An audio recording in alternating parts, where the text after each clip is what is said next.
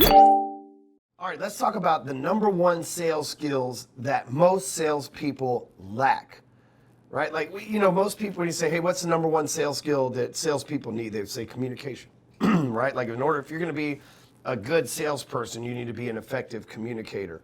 Another thing is people might say you need to be high energy, right? If you're going to be a good salesperson, you're going to need to be high energy. You're going to have to do a lot of work. You're going to be able to have to have thick skin and face a lot of rejection and everything else.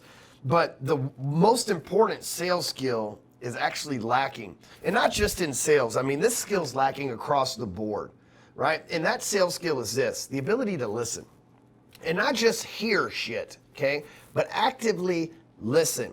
That is the number one sales skill that most people in the marketplace are missing. And I'm not talking about just sales skill in the marketplace, sales skills at home with your kids, sales skills at home with your wife, the sales skills that you got to bestow upon your staff, your operations staff, people that aren't even in sales, the sales skills when you go out somewhere, the sales skills that it takes to just be successful, period, is to be able to listen. Let's just get real for a second here, because most of us don't understand how important listening is in the modern era.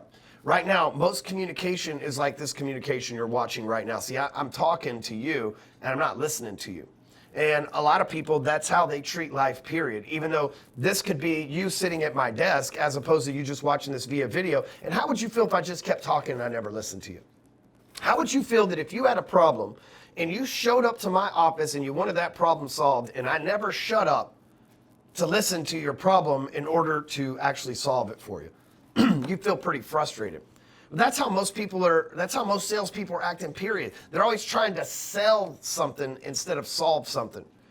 Well, I understood early on in the game that listening skills were paramount when it comes to sales. And I'm not talking about listening skills. This is the most annoying thing ever. So when you're having a conversation with somebody and they're like, okay, oh, awesome, yeah, okay. Shut the fuck up, first of all. Right? And quit rushing me along. When you listen like that, okay, yeah, you look like you're just waiting for me to take a breath so that you can fucking pounce on me with the sales pitch, okay? Calm the fuck down. That's not how active listening works. Active listening works like this. Oh, all right. Right? Quiet gestures. Because if you're making noise, then you're not listening. All right? If you're talking, you're not listening. But here's the problem. Most people don't feel listened to. If you were to actually do an exit survey with people who don't buy, you would say, what's the number one reason you don't buy? It's like, I don't feel like the salesman understood my problem. And if the salesman didn't understand their particular problem, then shame on the salesperson for not listening. We have a saying here in the Hardcore Closer headquarters, he who speaks the least earns the most. If you go and you recorded a sales call or a sales conversation face-to-face and you had it transcribed and you took the words that the salesperson and you took them and you counted them up, and the words that the customer used and you took them and counted them up, whoever used the least amount of words is the person who closed that sale. So if the salesman spoke less words than the prospect, there's a great chance that the salesman earned the business.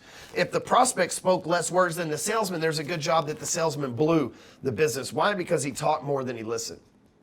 You have two ears, one mouth for a reason. We've heard that from our parents and grandparents and great-grandparents our entire lives. But the same thing applies in sales, and it's the skill that most of us lack.